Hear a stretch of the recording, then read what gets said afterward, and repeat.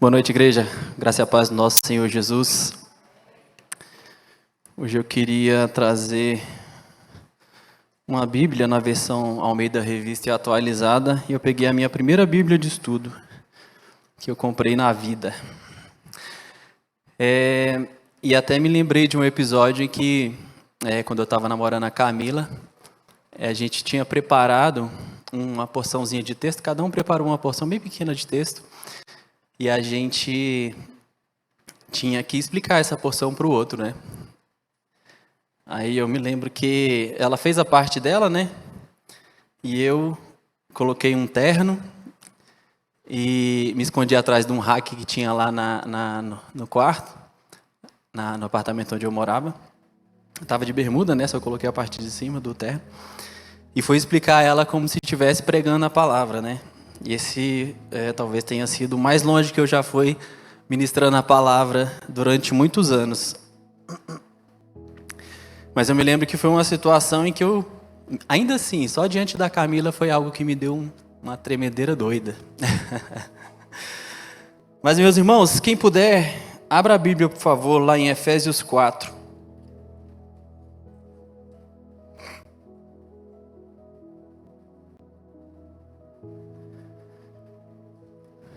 Gosto muito dessas canções antigas.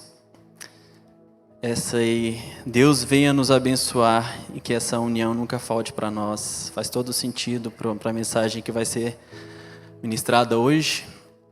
Espero que o Espírito Santo fale muito através de mim.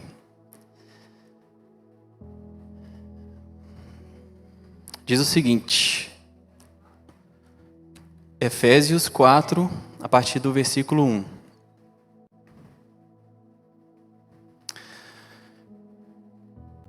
Rogo-vos, pois, eu, o prisioneiro no Senhor, que andeis de modo digno da vocação a que fostes chamados, com toda a humildade e mansidão, com longanimidade, suportando-vos uns aos outros em amor, esforçando-vos diligentemente para preservar o Espírito, para preservar a unidade do Espírito no vínculo da paz. Há somente um corpo e um Espírito, como também fostes chamados numa só esperança da vossa vocação. Há um só Senhor, uma só fé, um só batismo, um só Deus e Pai de todos, o qual é sobre todos, age por meio de todos e está em todos. E a graça foi concedida a cada um de nós, segundo a proporção do dom de Cristo. Por isso diz, quando ele subiu às alturas, levou cativo o cativeiro e concedeu dons aos homens. Ora, que quer dizer subiu, senão que também havia descido até as regiões inferiores da terra? Aquele que desce é também o mesmo que subiu acima de todos os céus, para encher todas as coisas. E ele mesmo concedeu uns para apóstolos, outros para profetas, outros para evangelistas e outros para pastores e mestres, com vistas ao aperfeiçoamento dos santos para o desempenho do serviço, para a edificação do corpo de Cristo, até que todos cheguemos à unidade da fé e do pleno conhecimento do Filho de Deus, à perfeita varonilidade, à medida da estatura da plenitude de Cristo, para que não mais sejamos como meninos, agitados de um lado para o outro e levados ao redor por todo o vento de doutrina, pelas artimanhas dos homens, pelas astúcias que induzem ao erro, mas, seguindo a verdade em amor, cresçamos em tudo naquele que é o cabeça, Cristo, de que todo o corpo, bem ajustado e consolidado pelo auxílio de todas as juntas, segundo a justa cooperação de cada parte, efetua o seu próprio aumento para a edificação de si mesmo em amor. Gostaria só de fazer mais uma oração. Deus, Senhor, nessa noite nós colocamos as nossas vidas diante da Tua presença, Senhor Jesus. Nós estamos aqui, Senhor, para ouvir a Tua palavra, Senhor. E por isso nós te pedimos, Senhor, tire toda a desatenção, Senhor, nesse momento. Toda preocupação, Senhor, que esteja sobre o cuidado do Senhor, Deus. Que nada, Senhor, neste momento, Senhor, venha desviar a nossa atenção daquilo que o Senhor quer ministrar às nossas vidas nessa noite, Pai. Nós colocamos, Senhor, o nosso coração diante do Teu altar, Pai. Trabalha em nós, transforma, Senhor, os nossos corações, transforma as nossas vidas, muda, Senhor, a nossa forma de pensar, a nossa forma de nos portar, Senhor Jesus, onde quer que nós estejamos, Senhor Jesus. E nós te agradecemos, Senhor Jesus, por tudo que o Senhor já fez até aqui e por tudo que fará, Deus. Em nome de Jesus, amém. Então Paulo começa aqui falando assim: rogo-vos, pois, eu, o prisioneiro no Senhor. Prisioneiro no Senhor, além de dizer, né, a situação de Paulo no momento em que ele escreveu a carta, né? Paulo estava preso quando escreveu a carta a Éfeso. Também quer dizer algo muito profundo, que é como se fosse Paulo dizendo que ele tem um envolvimento, um compromisso íntimo com o Senhor. Ele tem um compromisso com o Senhor. Lá em Oséias, capítulo 11, do versículo 1 ao versículo 4, não precisa abrir, vai dizer o seguinte: a respeito do povo de Israel, o Senhor Deus diz: quando Israel era criança, eu já o amava. Eu chamei o meu filho que estava na terra do Egito. Porém, quanto mais eu o chamava, mais ele se afastava de mim. O meu povo ofereceu sacrifícios ao Deus Baal e queimou incenso em honra dos ídolos. Mas fui eu que ensinei o meu povo a andar. Eu segurei nos braços, porém eles não sabiam que era eu quem cuidava deles. Com laços de amor e de carinho, eu os trouxe para perto de mim e os segurei nos braços, como quem pega uma criança no colo. E eu me inclinei e lhes dei de comer. Essa versão aqui está na NTLH. Então Paulo estava querendo dizer isso, né? A gente não precisa pensar numa prisão como se Deus tivesse encarcerado ele, mas numa prisão em que ele se sente como se estivesse envolvido por esses laços de amor do Senhor, né? Imagina Paulo lá em Romanos falando que ele se sentia devedor, tanto de gregos, quanto de bárbaros, quanto de sábios, quanto de pessoas que não têm tanto conhecimento a respeito do Evangelho. Ele estava dizendo que ele recebeu algo tão precioso, tão valoroso, e que ele sabia que Deus deu a ele para que ele compartilhasse com todos aqueles aonde ele fosse, que ele se sentia preso a Cristo por esse laço de amor. Assim que nós devemos nos sentir diante da presença de Deus. Aqueles que conhecem, que verdadeiramente foi alcançado pelo imenso amor do Evangelho, não conseguem guardar apenas para si esse imensurável tesouro, que seguramente foi nos dado para ser compartilhado. Esse é o Evangelho do Senhor, né? Eu lembro que quando eu me converti, e assim eu já ouvi testemunhos e relatos de outras pessoas a respeito disso, a gente fica naquela vontade, sentindo aquele amor que a gente não consegue nem explicar para as pessoas. A gente fica naquela vontade de, poxa, onde eu estiver eu vou falar de Deus. Toda pessoa que encontrar eu vou falar sobre o Senhor Jesus, sobre esse maravilhoso amor que alcançou o meu coração e que agora me impulsiona, né? Infelizmente esse tipo de coisa a gente vai deixando com que se apague e tal, e nós devemos buscá-lo novamente. Nós não devemos perder isso. Porque de fato as nossas vidas, nós temos um chamado do Senhor para ir e levar esse tesouro, né? Eu já falei isso aqui uma vez, mas Paulo fala assim de se sentir devedor, no sentido de que alguém deu a ele um tesouro, algum valor muito alto, para que ele compartilhe com outras pessoas. Então ele é devedor no sentido de que deve a essa pessoa, até que ele entregue às outras pessoas esse valor devido, e ele também deve a essas pessoas que ele ainda não entregou. Então ele se sente devedor no sentido de entregar o Evangelho, essas boas novas, a essas pessoas. E assim nós devemos nos sentir prisioneiros em Cristo, né? Por esses laços maravilhosos de amor do Senhor que nos alcançou através do Espírito Santo. Aí ele vai continuar aqui, ó. Que andeis de modo digno da vocação que fosse chamados. Então a gente precisa andar, né, de acordo com as responsabilidades e os benefícios que vêm junto com esse chamado de Cristo, né? Quando Deus nos chama, Ele nos transforma. Ele age nas nossas vidas, gerando em nós uma outra natureza. A gente tem que entender que Cristo, né, como eu já falei também em outra oportunidade, Cristo não vem pegar como se fosse uma casa, né, simbolizando as nossas vidas, e fazer uma reforma, ajustar uns detalhes. Perdão.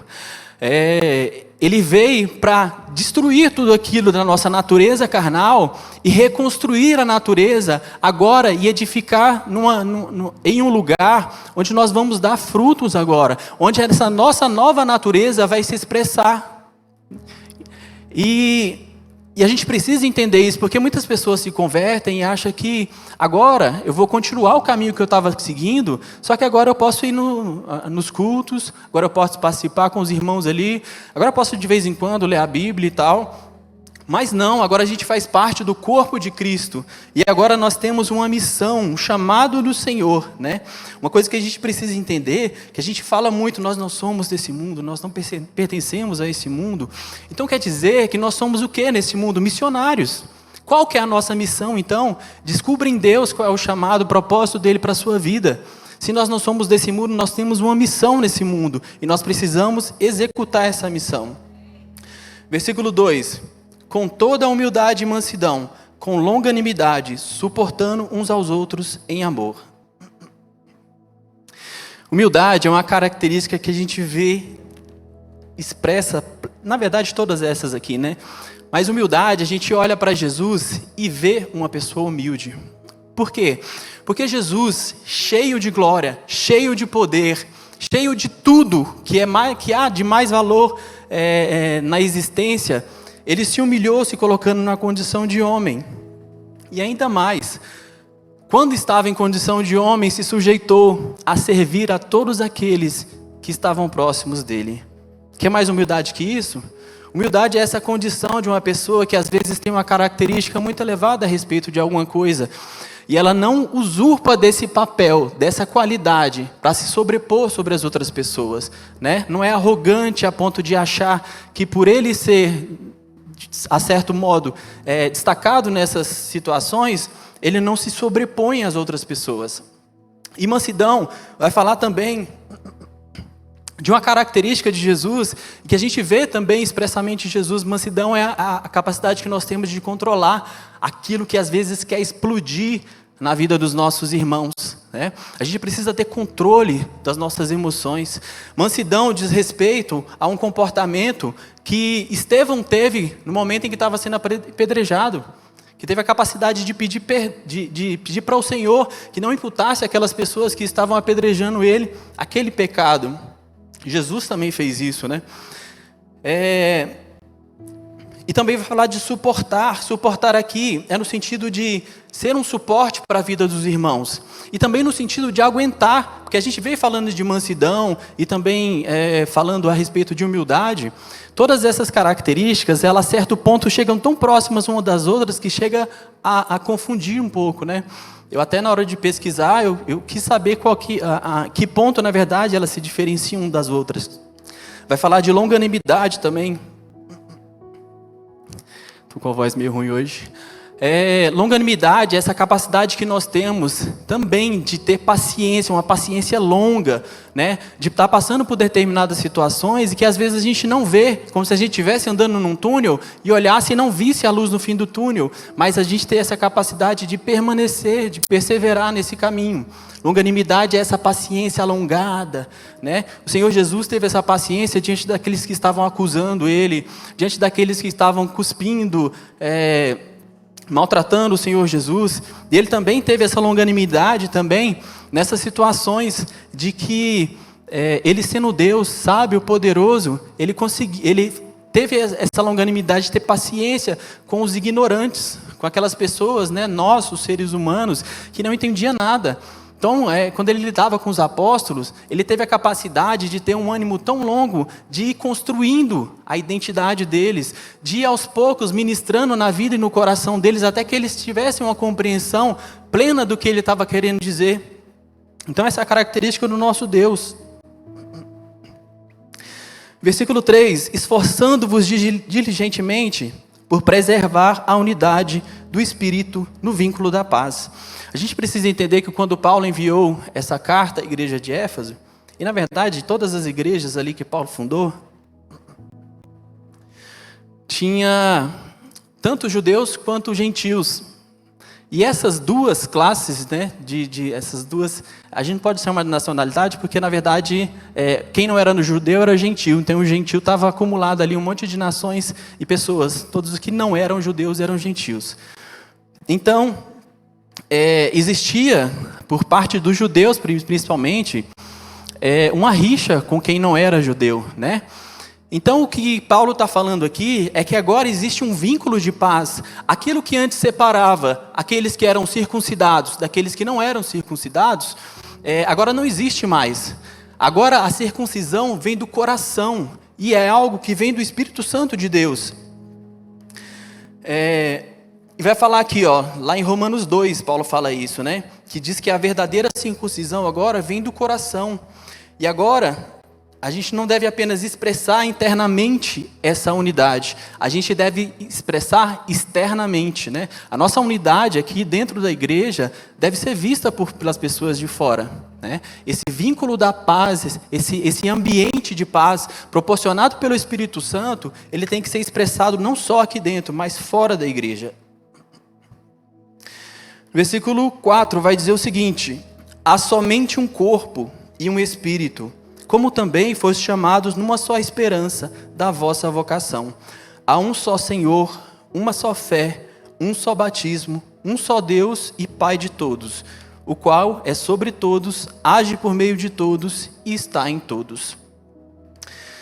Então, o Senhor Jesus é o nosso único objeto de fé, batismo e esperança. Quando ele fala de batismo, é como se fosse a porta de entrada para essa família, ou para esse reino, ou para esse corpo, né? Ele vai usar aqui 2 símbolos, que é a situação que nós somos em Cristo, que é filhos, e que nós somos em Cristo também, que é o corpo de Cristo. Então, o batismo simboliza essa entrada nesse corpo, nessa família. E é através da fé no Senhor Jesus, né? E a gente precisa, dentro desse corpo, manter a esperança de que tudo isso que nós estamos vivendo, às vezes as dificuldades, as limitações que nós temos, as intrigas que às vezes acontecem aqui no nosso meio, elas vão ser tratadas através do poder do Espírito Santo e vai gerar em nós esperança de que um dia toda a injustiça que nós vemos até fora aqui da igreja vai se acabar. Toda a injustiça que nós vemos, toda a opressão que às vezes o homem mesmo, a maldade humana exerce sobre um outro ser humano, sobre o próximo, ela vai acabar. Nossa esperança tem que estar no Senhor Jesus a respeito da nossa vida eterna, da nossa vida ao lado do nosso Senhor.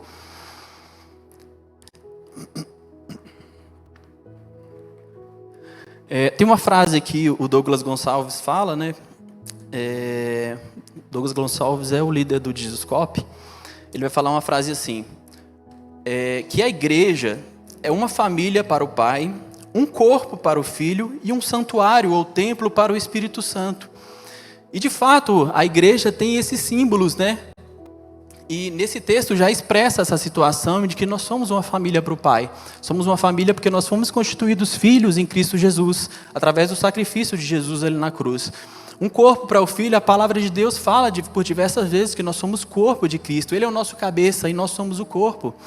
E também templo do Espírito Santo, né? Quem nunca ouviu falar, seu corpo é templo do Espírito Santo. E essa situação que fala que nós somos templo do Espírito é ainda mais aplicável quando nós trazemos para a realidade a igreja do Senhor. De fato, nós aqui somos o corpo de Cristo, como congregação e também de uma forma mais extensa, quando nós extravasamos a questão denominacional e vemos uma igreja mais ampla, uma igreja invisível, que ainda nós não temos conhecimento de fato de quem são os membros dessa igreja. Então nós precisamos permanecer e perseverar no Senhor. Versículo 7. E a graça foi concedida a cada um de nós, segundo a proporção do dom de Cristo. Por isso diz, versículo 8, quando ele subiu às alturas, levou o cativo o cativeiro e concedeu dons aos homens. Aqui vai falar de uma situação em que a gente precisa trazer, talvez, uma ilustração que traga maior clareza a respeito do que ele está dizendo. Ele vai dizer que, imagina que um rei, né, a gente vê isso muito no Antigo Testamento, ele tem ido à guerra contra um outro reino e ele venceu essa guerra. Todas as nações que venciam guerras, elas pegavam para si os despojos da guerra. Então, todos aqueles que participaram, os súditos daquele rei, eles recebiam desse despojo do reino vitorioso. Então, o que o o apóstolo Paulo está dizendo aqui é mais ou menos essa situação. Agora que Cristo venceu a morte, venceu tudo que ele tinha que vencer e ascendeu aos céus, agora o despojo que ele tem para nós são esses dons. Ele reparte de si mesmo a nós, que somos o corpo dele. Não é maravilhoso essa palavra? Agora nós somos parte de Cristo, porque ele deu de si mesmo a nós. E cada um de nós tem como se fosse uma partezinha para exercer no corpo de Cristo a função designada por ele, através do Espírito Santo. Aí vai falar no versículo 9, ora, que quer dizer subiu, senão que também havia descido até as regiões inferiores da terra? Esse versículo ele tem muitas divergências, mas eu vou focar num ponto aqui que é relevante para que a gente entenda o restante do texto. Aquele que subiu, aquele que ascendeu, Cristo, né, no momento da ressurreição ali, depois do momento que ele passou se revelando aos apóstolos e aos discípulos, esse Deus que ascendeu é o mesmo que desceu da sua glória, desceu, se humilhou em uma situação que nós falamos anteriormente, colocou numa situação de homem, né, limitado ali, limitando o seu poder de Deus, né, a sua glória de Deus, e se submetendo como servo, e ainda pior, ele se colocou numa condição de morte de cruz, onde os piores bandidos, as piores pessoas da época do Império Romano ali, sofriam a condenação. Passar por essa morte de cruz era algo muito vergonhoso. Então ele se humilhou num ponto que nenhum ser humano, já estando numa situação de humilhação de ser humano, não passaria por outra pessoa. Cristo se submeteu a isso. Vai falar no versículo 11. E ele mesmo concedeu uns para apóstolo, outros para profetas, outros para evangelistas e outros para pastores e mestres. Esse texto também tem muita divergência, mas vamos lá. Cristo, por ter se entregado por nós ali na cruz, como eu disse, ele deu de si mesmo a cada um de nós. E esses ministérios que são relatados aqui, eles vão dizer respeito a funções que exercem tarefas dentro do corpo de Cristo, né? Então os apóstolos aqui, vai falar dos apóstolos de Jesus, do tempo de Jesus, né? Tiago, Pedro, João e todos os demais apóstolos que haviam naquela época, Paulo. E a função dos apóstolos era de ser enviado a determinados lugares e levar com eles como se fosse a representação do reino de Deus. Então a função deles era de ser enviados e estabelecer como se fosse um local do reino na terra, né? Se a gente pensar ali na função do embaixador, onde a embaixada que está em determinado país, na verdade pertence ao país, né, originário daquela embaixada.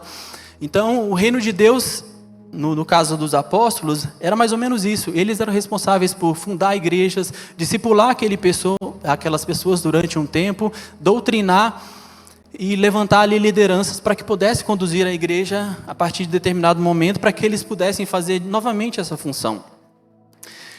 E há muita briga a respeito de que há apóstolos hoje, não há apóstolos hoje e tal. Eu creio no ministério apostólico hoje. Não igual ao que acontecia nos apóstolos, mas um ministério que exerce esse tipo de função, que é responsável por ser enviado também, e às vezes se estabelecer ali até um determinado ponto, que se forme a liderança e tal. A gente vê muitas igrejas se expandindo assim, né? E aí depois ele vai falar, depois dos apóstolos, vai falar sobre os profetas, outro também que gera um pouquinho de confusão. Mas naquela época, um exemplo que a gente pode dar a respeito de profetas era Ágabo, que previu que Paulo seria preso quando ele chegasse em Jerusalém. Então, o profeta ele vai falar a respeito de coisas de Deus, coisas às vezes ocultas, que Deus às vezes quer ministrar pessoalmente, coletivamente, na igreja local. Uma confusão que nós não podemos fazer é de achar que esses ministérios, por mais que eles existam ministerialmente hoje em dia, assim eu creio, eles não têm a mesma autoridade que os apóstolos da época tinham e que os profetas da época tinham. Se a gente for analisar aqui a palavra de Deus, quase que a totalidade dos textos eram escritos por profetas e apóstolos. Então, os apóstolos e profetas, os que têm ministério apostólico e profético hoje em dia, eles não têm uma autoridade canônica de que o que sai da boca deles pode até ser escrito aqui, a gente abre mais espaço aqui, ó, e acrescenta a palavra que está vindo através da boca deles, né? Então, eu creio nesse sentido, que existe um ministério que impulsiona a pessoa em determinadas situações a cumprir essas tarefas que eu descrevi aqui em relação aos apóstolos e profetas. Aí vai existir também os evangelistas, aqueles que carregam a palavra do Senhor, e para mim aqui em evangelista tem uma ramificação muito grande, porque existem evangelistas que vão lidar com pessoas que às vezes são acadêmicos e eles precisam se aprofundar às vezes na parte filosófica para ter um argumento, igual Paulo às vezes discutia ali com o pessoal em Atenas, né? E outros vão ter que ter uma resistência maior para lidar com, às vezes, moradores de rua que não tem um cheiro muito agradável e, às vezes, muitos de nós não conseguem lidar. Outros vão ter que se lidar com pessoas muito mais complicadas para a nossa realidade. Então, dentro desse ministério aqui de evangelista, daquele que leva, daquele que vai atrás de uma ovelha perdida, existe, para mim, uma ramificação muito grande aqui. Então, o papel do profeta, do evangelista é esse, né? A diferença que tem entre o apóstolo e o profeta é que normalmente entre o apóstolo e o evangelista, é que normalmente o evangelista ele vai evangelizar e ele não tem aquele compromisso do apóstolo de fundar a igreja, estabelecer ali um local e esperar que a liderança se estabeleça ali para que ele vá embora. E uma situação que a gente pode lembrar a respeito disso é quando Filipe estava evangelizando lá em Samaria, depois ele desceu para evangelizar o eunuco, né? E em Samaria, quando os apóstolos chegam lá, acho que Pedro e João, eles perguntam assim, que batismo vocês receberam? Só o batismo de João, eles falam. Então eles fazem a imposição de mão e eles recebem ali o batismo do Espírito Santo. Então Filipe não tinha esse compromisso. E também da mesma forma a respeito do eunuco. Ele evangelizou o eunuco, falou da palavra de Deus, batizou e foi embora. Ele não acompanhou o eunuco, foi lá para Etiópia, né, que ele era. Não acompanhou ele até lá para que lá eles fundassem uma igreja e tudo mais, né? Depois do ministério de evangelista, existe o ministério de pastores, e aqui também há uma divergência de interpretação. Alguns vão entender que pastores e mestres é uma coisa só, e outros que pastores são uma coisa, mestres são outras. É difícil bater o martelo com respeito a isso, mas a gente sabe que os pastores, além de apacentar, que para mim é a questão mais relevante do pastorado, ele precisa alimentar as ovelhas, então ele precisa ter um conhecimento da palavra de Deus. E talvez o mestre ele exerça um papel um pouco mais acima do pastor, né? A gente vê muitos mestres em faculdades, em outros ambientes acadêmicos de estudo, em que de fato eles não apacentam, né? Então há um pouquinho desse espectro assim que às vezes confunde a gente. Mas são todos ministérios que a igreja precisa, que se constituída através deles, se fortalece.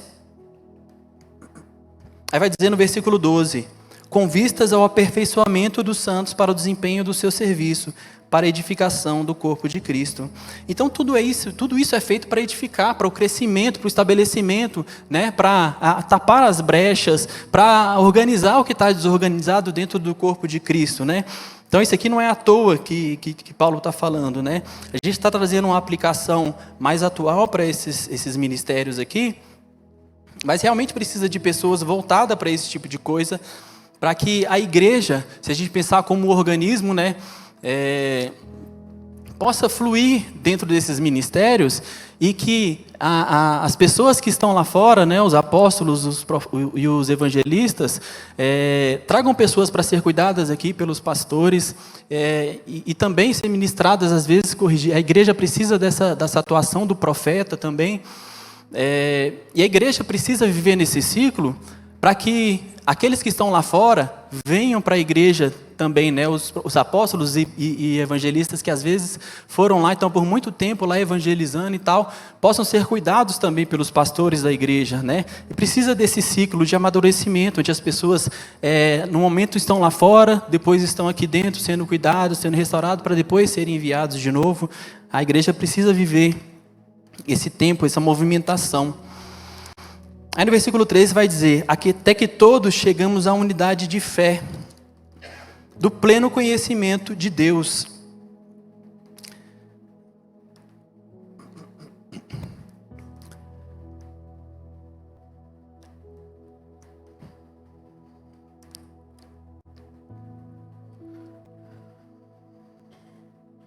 Espera aí só um pouquinho. Aqui, uma coisa que a gente precisa entender a respeito dessa unidade lá em Provérbios 30, versículo 15, diz o seguinte: a sanguessuga tem 2 filhas, dá. Se a gente for, quem teve filho, ou quem acompanhou o nascimento de alguma criança, vai lembrar que qualquer palavrinha que a criança fala é algo muito bonitinho, né? A criança está ali crescendo, é um bebezinho, não fala nada, só alguns sons involuntários, movimentos involuntários. Mas no momento que ela fala, por exemplo, essa palavra aqui, dá, a gente fala assim: nossa, que bonitinho, já aprendeu alguma coisa. Uma coisa que nós precisamos entender a respeito disso, e aqui eu vou fazer um vínculo com uma criança espiritual. Quando nós chegamos à casa do Senhor, quando nós nos convertemos, Deus nos traz aqui, às vezes, muitas vezes, na verdade, pelas nossas necessidades. Nós temos algo a pedir para Deus, nós temos um socorro a pedir para o Senhor. E é normal isso, não é errado fazer isso. Só que à medida que o tempo passa, a gente ainda está nessa mesma coisa. E o tempo passa, a gente ainda está nessa mesma situação. Agora vamos voltar para a criança. Dá quando ela é criancinha, quando é um bebezinho, é muito bonitinho. Mas imagina essa criança crescendo e falando dá, 10 anos, 12 anos, 20 anos. Agora imagina aqueles adultos que ficam de frente ao computador, que tem uma mãe que é uma senhora, que precisa ser cuidada, e na verdade ela está cuidando do filho igual ele era cuidado quando era criança. Não é ridículo essa imagem? Eu estou falando aqui de uma situação onde a pessoa não tem nenhum problema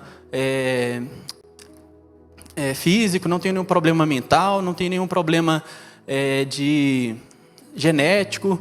Então, essa situação desse homem dentro de casa, ainda sendo cuidado pela mãe, não é legal. E assim também nós precisamos entender que quando nós chegamos aqui, se foi pela necessidade ou não, nós precisamos amadurecer, nós precisamos crescer. A gente precisa entender que nós temos um tempo de amadurecimento. A igreja aqui é um lugar onde vai nos fazer, nos preparar para ir para fora para pregar a palavra de Deus, para falar aos nossos amigos, às vezes os nossos colegas de trabalho, amigos de faculdade, familiares. Então a gente precisa crescer e deixar essas coisas de criança para trás.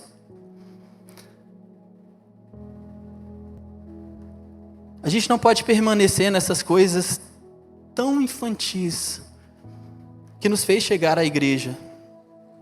E que na época, quando nós chegamos, se justificava pelo fato de nós sermos espiritualmente ainda imaturos.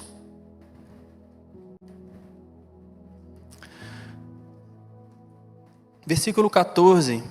Para que não mais sejamos como meninos agitados de um lado para o outro, e levados ao redor por todo o vento de doutrina, pela artimanha dos homens, pela astúcia com que induzem ao erro.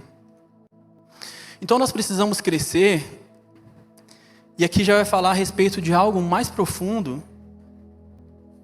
A gente precisa entender que a palavra, o conhecimento que nós temos da palavra não pode vir apenas de ministrações de outras pessoas. É imaturidade você não ler a Bíblia, não meditar na palavra de Deus todos os dias, ou pelo menos com uma frequência muito grande.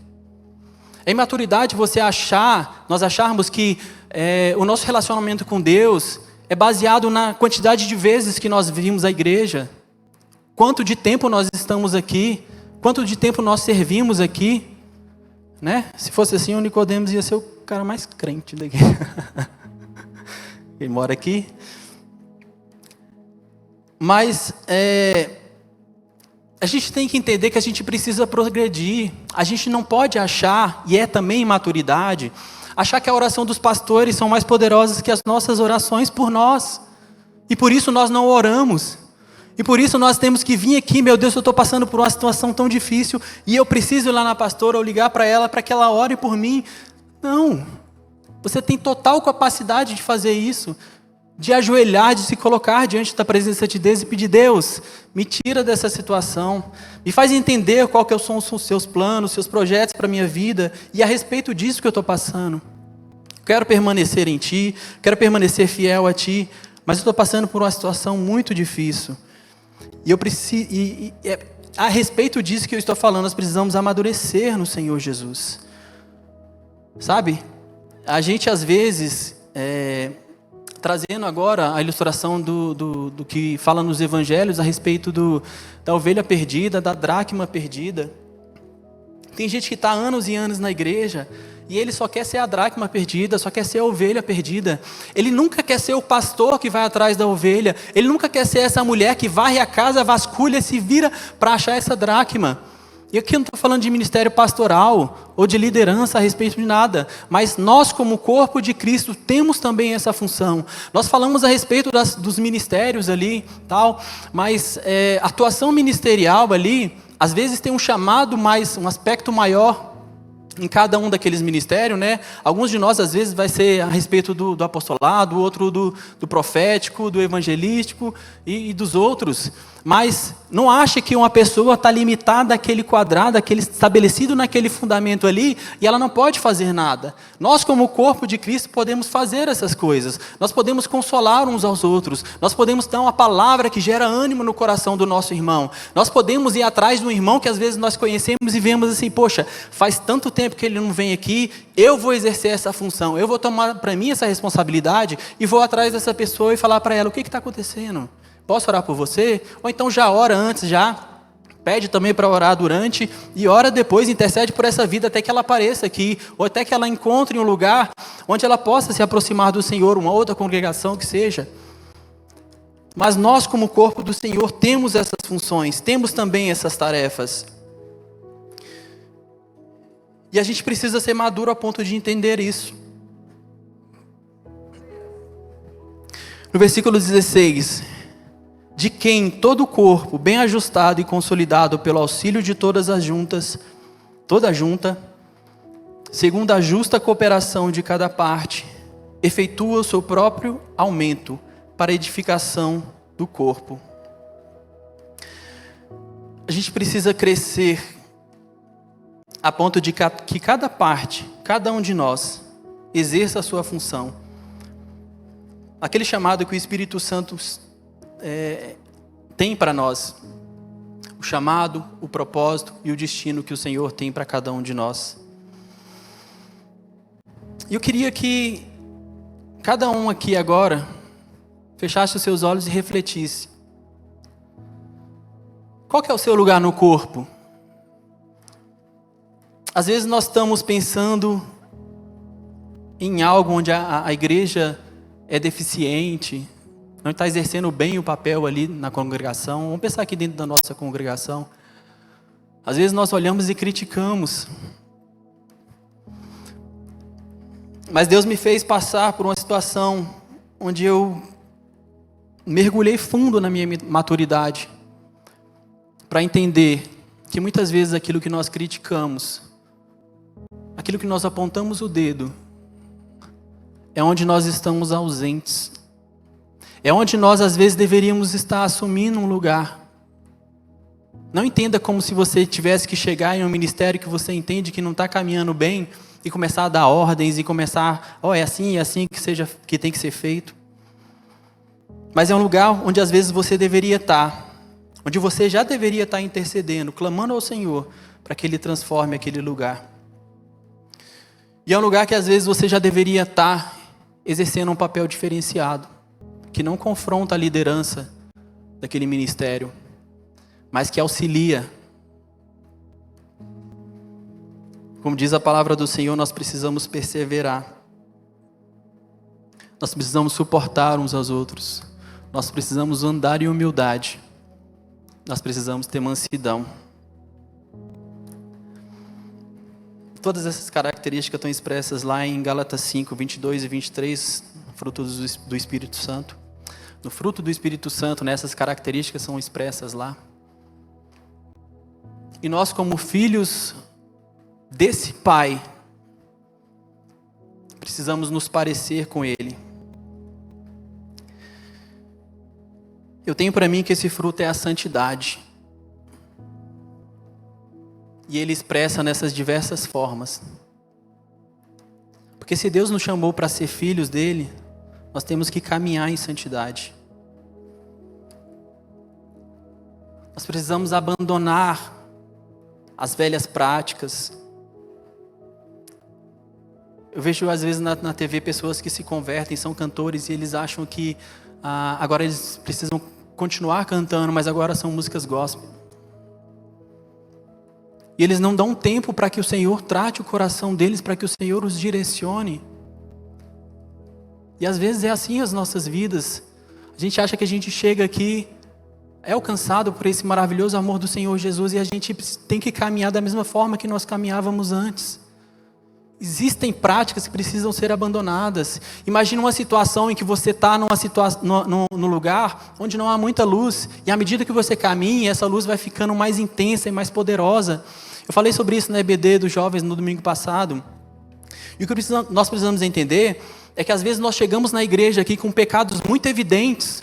Pessoas que bebiam, fumavam, usavam drogas, ou que já assaltaram, ou fizeram coisa pior nessa vida, e eles chegam na igreja, e esses pecados se sobressaltam em relação aos outros. Mas à medida que a gente vai abandonando esses pecados mais evidentes, a gente precisa deixar que o Espírito Santo flua através de nós, e nos mostre que há mais a ser transformado, há mais a ser mudado, e às vezes aspectos que nós não notávamos antes, porque fazia uma penumbra a respeito desses pecados e práticas que não agradam ao Senhor, agora eles estão revelados, agora que nós abandonamos os mais evidentes.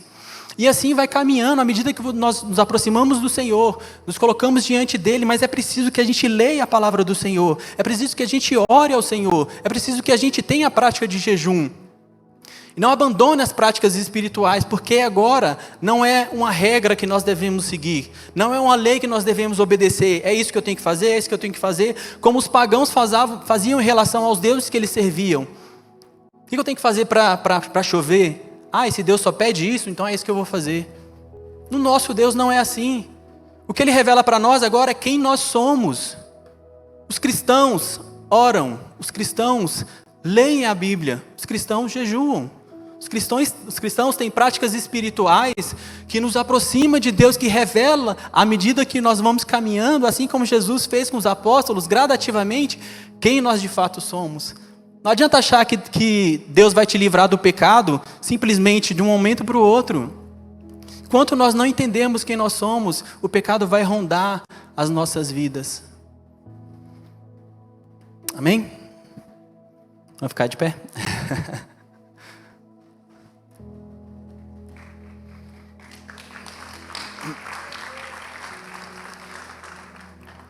Deus, nessa noite, Senhor, nós nos colocamos diante da Tua presença, Senhor Jesus.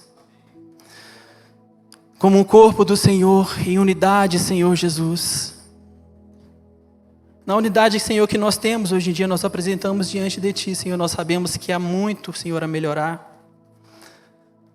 Nós precisamos ainda, Senhor, ser lapidados e moldados ainda, Senhor, pelo Teu Espírito Santo, para que a gente venha se encaixar uns nos outros, Senhor Jesus.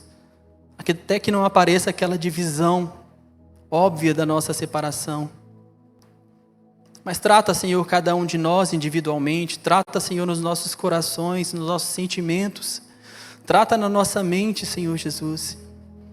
Se nós de fato ainda não entendemos quem nós somos, Senhor, nos revela, Senhor.